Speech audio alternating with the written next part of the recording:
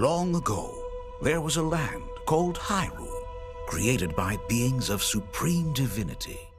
The Ocarina of Time remake was recently confirmed at Nintendo Direct and is coming out this year in 2026. And after 25 years of waiting, here are 7 things it absolutely needs to get right. Welcome to Nesmoji. We're going to be counting down those 7 things right now.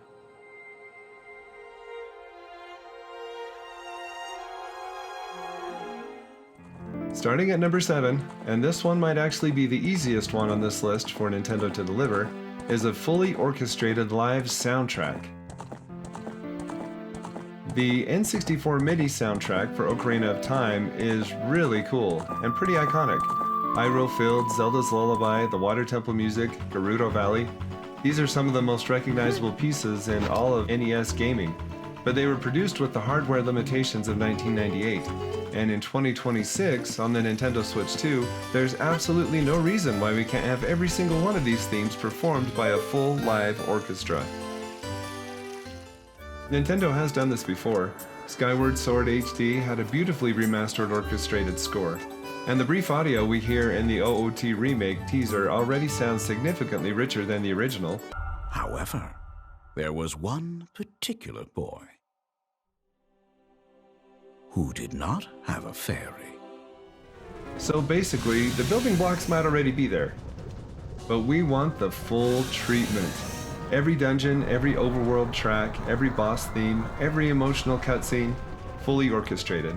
Because when you're standing at the entrance of the Temple of Time for the first time, and that legendary theme swells up behind a 4K render of Hyrule in the background, that is going to be one of those moments you don't forget from this game.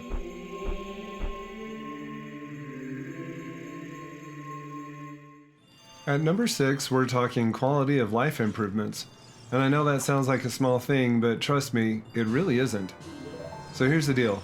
The original OOT was designed for the N64 controller, which only had one analog stick, which means things like equipping and unequipping the iron boots in the Water Temple required you to pause the game, go to your inventory, swap the boots, exit the menu, take 2 steps, pause again, and repeat. It's one of the most frustrating mechanical loops in any Zelda game, and is one of the things that makes the Water Temple such a frustrating level. The fix for this is simple: a dedicated quick swap button for boots and key items. Modern Zelda has solved this with the weapon wheel system in BOTW and TOTK. There's also no reason the remake can't add map pins, a proper in-game quest tracker for side quests and collectibles, and a hint system toggle for newer players who are experiencing Hyrule for the first time. These kinds of changes don't diminish the challenge of the original, they just make it more accessible and enjoyable for a modern audience. And in the remake with the Switch 2's touchscreen and expanded button mapping, it would make adding these features even more accessible. Number 5, and this one is actually a wish that Nintendo has already done before, which is exactly why we know they can do it again, and that's including Master Quest in the remake. If you're not familiar, Master Quest was originally developed way back as Yura Zelda, an expansion that was planned for the N64 disk drive but never came out. It was eventually released as a GameCube bonus disc, and then later included in Ocarina of Time on the 3DS as a second playthrough option. And what Master Quest does is basically this. It takes the same Hyrule, the same story, the same overworld, and completely remixes the interiors of every single dungeon. New puzzle layouts, new enemy placement, enemies that deal double damage, and the entire world map is mirrored horizontally so even veteran players can't rely on pure muscle memory. What we want to see here is a fully updated Master Quest mode built right into the remake from day one. Not a promotional bonus, not a separate download or DLC, just baked in as a second quest option the way it was in OOT for the 3DS. Think about what that means for replay value. You play through the remake once with the beautiful new visuals and the orchestrated soundtrack and the quality of life improvements, and then Master Quest gives you a completely fresh reason to go right back in and do it all over again. Harder, in a mirrored world with dungeons that feel brand new. For a remake of a game that a lot of fans have already played multiple times, that kind of built-in replay value is huge. And as I said before, Nintendo already knows how to do this, we just want them to bring it back. At number 4, boss battles. And this is where the Switch 2's hardware really has the opportunity to absolutely shine. The original OOT bosses were incredible for 1998. Queen Goma, Baronade, Morpha, Phantom Ganon, Bongo Bongo, and of course the final encounter with Ganondorf and Ganon himself. These fights defined a generation of gaming, but mechanically, most of them are one or two patterns that you learn quickly and repeat. By today's standards, they feel a little thin. What we want from the remake is expanded boss encounters, more phases, more attack patterns, bigger arenas, and cinematic moments that take full advantage of what Switch 2 can render. Imagine fighting Phantom Ganon in the Forest Temple with actual volumetric lighting filtering in through the stained glass windows. Imagine Bongo Bongo's arena fully realized in 4K, with dynamic shadows and a soundtrack hitting at full orchestral power.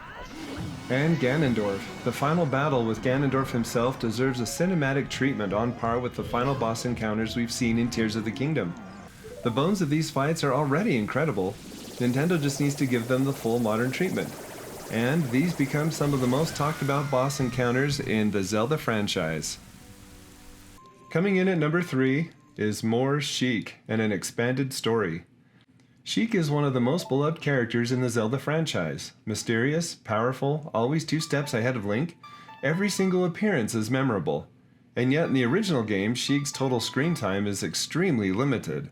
We get brief appearances at each temple entrance, a handful of cryptic speeches, and the reveal at the end, and then Sheik is gone.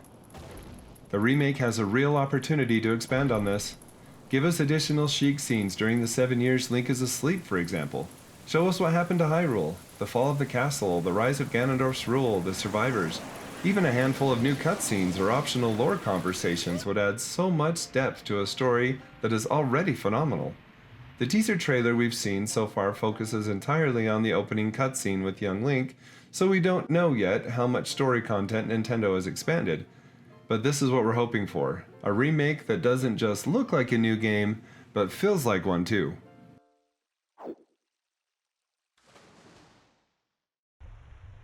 At number 2, and I would be shocked if this wasn't in the top of other wish lists, a reimagined water temple.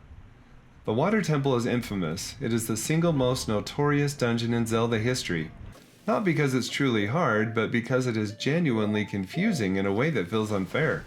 The water level system requires you to raise and lower water in 3 stages, and several keys are hidden in spots that are only accessible at specific water levels that are easy to miss. There's one small key in particular, hidden in the small alcove that is nearly invisible, that has caused more players to get completely stuck than almost any puzzle in gaming history. That's right, I'm talking about this one hidden under the floating block in the central tower area. What we want from the remake is a reimagined water temple that preserves the challenge and the atmosphere, but makes the logic feel more fair. Better visual indicators for water levels, a map that marks locked doors more clearly, and going back to number 6 on this wish list, quick swap iron boots that don't require a full inventory pause. Give us a water temple that matches the visual beauty of the teaser trailer with a dungeon design that feels rewarding instead of punishing, and you've solved one of the biggest complaints in the entire history of the Zelda franchise.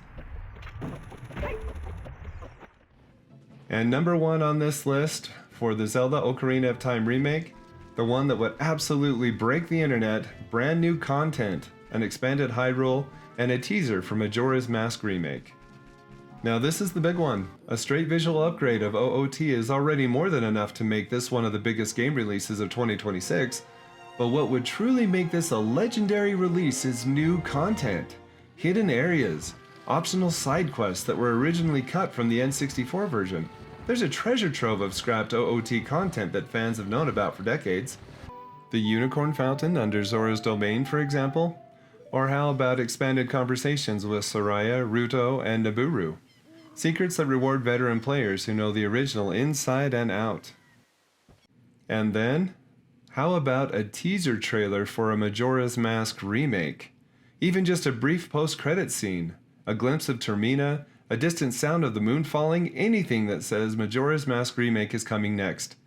Because if Nintendo delivers a full OOT remake with new content, and ends it with a Majora's Mask teaser trailer, it would be absolutely epic.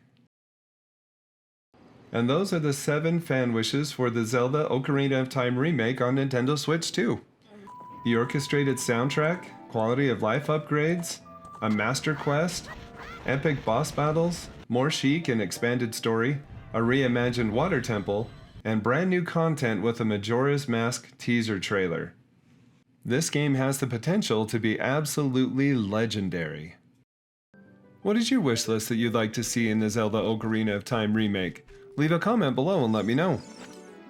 If you enjoyed this video, don't forget to like and subscribe. I have a ton of Zelda content on the channel already, and there's a lot more Zelda content coming, so take a look at some of the other videos I have posted as well. Thank you all so much for watching. I hope you have a wonderful day.